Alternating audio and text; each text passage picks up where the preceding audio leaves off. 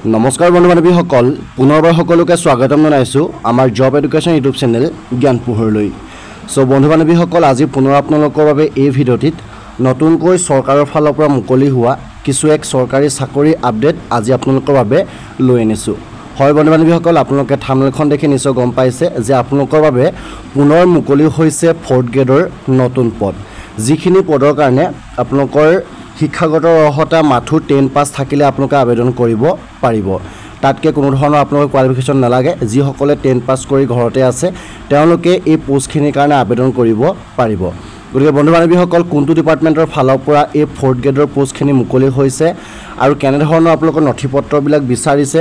exam হ'বনে নহয় সকলোবিলাক আমি আলোচনা কৰিম লগতে বয়সৰ সময়সীমা কিমান ধৰি দিছে সকলোবিলাক জানিবৰ কাৰণে ভিডিঅ'টো শেষলৈকে চাই থাকিব বুলি আশা কৰিছো আৰু লগতে আজি ভিডিঅ'টো যদি ভাল পাইছে লাইক কৰিব লগতে আপোনালোকৰ বন্ধু বান্ধৱীলৈ ভিডিঅ' যিমান পাৰে শ্বেয়াৰ কৰি দিব গতিকে বন্ধু বান্ধৱীসকল নতুনকৈ মুকলি হোৱা এই 4th গ্ৰেডৰ চাকৰিবিলাকৰ কিনো তথ্য আপোনালোকক দিবলৈ আহিছো তাৰ বিষয়ে জানিবৰ কাৰণে ভিডিঅ'টো শেষলৈকে চাই থাকিব অলপ স্কিপ নকৰিব সো বলক আজি ভিডিঅ'টো আমি ইয়াতে আজি আৰম্ভ কৰোঁ সো বন্ধু বান্ধৱীসকল আপোনালোকৰ বাবে দশম পাছ উত্তীৰ্ণ হিচাপে নতুনকৈ দুটা পদ মুকলি হৈছে যি দুটা পদ হৈছে এটা MTS অৰ্থাৎ মাল্টি টাস্কিং ষ্টাফ পোষ্ট আৰু এটা হৈছে হাৱালদাৰ পোষ্ট মাল্টি টাস্কিং ষ্টাফৰ পোষ্টটোৰ বৰ্তমান সময়লৈকে কোনো আপডেট দিয়া নাই ইয়াৰ এখন নটিফিকেশন মুকলি হৈছে নটিফিকেশনখনত কোনো ধৰণৰ ইয়াত টোটেল পোষ্টৰ কথা আপডেট নাই কিন্তু হাৱালদাৰ যি পোষ্ট মুকলি হৈছে তাতে আপোনালোকৰ 1075টা পোষ্ট মুকলি হৈছে গতিকে ইয়াৰ পাছত যেতিয়া আমাৰ MTSৰ পোষ্টৰ তথ্যখিনি আহিব আপোনালোক আমি নতুন এটা ভিডিঅ'ৰ জৰিয়তে আমি জনাই দিম কিন্তু বৰ্তমান সময়ত হাৱালদাৰৰ ফালৰ পৰা আপোনালোকৰ 1075টা নতুন পোষ্ট মুকলি হৈছে এই পোষ্টখিনিৰ কাৰণে যদি আপোনালোকে আবেদন কৰে তেন্তে আপোনালোকে যদি দৰমহা লাভ কৰিব অৰ্থাৎ পোষ্টিং অফিচত দৰমহা লাভ কৰিব সেই দৰমহাটো হৈছে আমাৰ 18000 পৰা 56900 টকালৈকে যেটো আমাৰ 4th গ্ৰেডৰ পোষ্টবিলাকত মিনিমাম দৰমহা আপোনালোকৰ 18000 থাকে গতিকে 18000 পৰা আপোনালোকে 56900 টকালৈকে আপোনালোকে ইয়াৰ দৰমহা লাভ কৰিব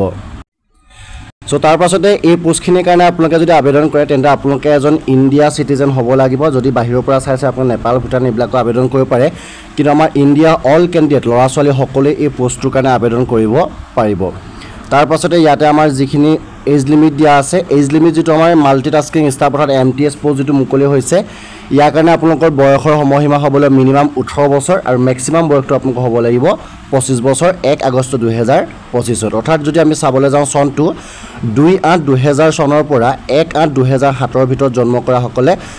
এই পোষ্টটোৰ কাৰণে এপ্লাই কৰিব পাৰিব অৰ্থাৎ মিনিমাম বয়স 18 বছৰ হ'ব লাগিব আৰু মেক্সিমাম বয়স আপোনালোকৰ 25 বছৰ হ'ব লাগিব আৰু হাৱালদাৰ যেটো পোষ্টৰ কাৰণে আছে এই পোষ্টৰ কাৰণে আপোনালোকে মিনিমাম বয়সটো 18 বছৰ মেক্সিমাম বয়সটো আপোনালোকৰ 27 বছৰ হলে আপোনালোকে আবেদন কৰিব পাৰিব যদি কাৰোবাক এইজ লেছন দৰকাৰ হয় যে এই বয়সৰ ভিতৰত আপোনালোকৰ আবেদনটো গুছি গৈছে তে আপোনালোকে এইজ লেছন ল'ব পাৰিব SC ST সকলে 5 বছৰ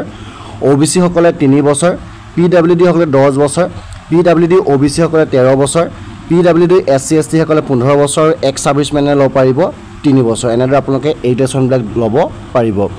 ইয়াৰ যেটো আপোনালোকক কৈছে শিক্ষাগত অৰ্হতা ইয়াত উল্লেখ কৰিছে শিক্ষাগত অৰ্হতাটো আপোনালোকে মিনিমাম মেট্ৰিকুলেশ্যন অৰ্থাৎ মেট্ৰিক পাছ কৰিলে আপোনালোকে এই পোষ্টটোৰ কাৰণে আবেদন কৰিব পাৰিব বা তাৰ যদি ইকুইভেলেন্ট হয় যেটা আপোনালোকে এপ্লাই কৰিব পাৰিব অৰ্থাৎ 12 গ্ৰেজুৱেচন হলো আপোনালোকে এই পোষ্টটোৰ কাৰণে এপ্লাই কৰিব পাৰিব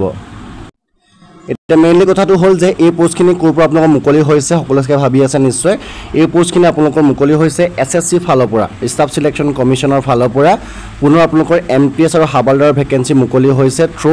মাল্টিটাস্কিং ষ্টাফ আৰু হাৱালদাৰ যেটো আমাৰ CBIC এণ্ড CBN ৰ এক্সামিনেশ্যন 2025 হয় যিসকল ইয়াৰ কাৰণে এলিজিবল আৰু ইন্টাৰেষ্ট তেওঁলোকে আবেদন কৰিব পাৰিব ইয়াৰ আগতেও আমি SSC ফালৰ পৰা মুকলি হোৱা কিছুমান নতুন পদৰ আপডেট আপোনালোকক আমি ভিডিঅ' জৰিয়তে জনাইছো আপোনালোকে সেই ভিডিঅ'বিলাক চাব পাৰিব তাতো আপোনালোকৰ SSC ফালৰ বহুত পোষ্ট মুকলি হৈ আছে সো যেতিয়া আপোনালোকে এই পোষ্টখিনিৰ কাৰণে আবেদন কৰিব আবেদন কৰোঁতে আপোনালোকে এটা এপ্লিকেশ্যন ফিজ দিব লাগিব UR OBC সকলে 100 টকা SC ST PWD আৰু এক্স সাৰ্ভিসমেন সকলে বা ওমেন সকলে কোনো ধৰণৰ এটা ফিজ দিব দৰকাৰ নাই অনলি UR আৰু OBC মেল সকলে 100 টকা পেমেন্ট কৰিব লাগিব এপ্লাই কৰাৰ পাছত আপোনালোকৰ যেটো এটা এক্সাম হ'ব এক্সামৰ কাৰণে আপোনালোকৰ আমাৰ অসমৰ চেণ্টাৰবিলাক আছে ডিব্ৰুগড় গুৱাহাটী ইম্ফল শিলচৰ ইয়াতে আমাৰ বৰ্তমান যোৰহাট ডিস্ট্ৰিক্ট আছে যোৰহাট ডিস্ট্ৰিক্ট আপোনালোকে এপ্লাই কৰিব পাৰিব এপ্লাই কৰিবৰ কাৰণে আপোনালোকে ssc.nic যেটো আমাৰ পেজ থাকে তাতে গৈ এপ্লাই কৰিব পাৰিব এপ্লাই কৰা ডেটটো হৈছে 26 জুনৰ পৰা আপোনালোকৰ এপ্লাই ষ্টাৰ্ট আৰু 24 জুলাইলৈকে আপোনালোকৰ লাষ্ট এপ্লাই ডেট থাকিব এক্সামটো আপোনালোকৰ 20 ছেপ্টেম্বৰ পৰা 24 ছেপ্টেম্বৰ ভিতৰত হোৱা সম্ভাৱনা আছে বা ইয়াত হ'ব আপোনালোকৰ গতিকে এই ছেপ্টেম্বৰ অক্টোবৰ মাহ যিহেতু পালেহি গতিকে ইয়াৰ কাৰণে এক্সামিনেশ্যন আপোনালোকৰ অতি সোনকালে অনুষ্ঠিত হ'ব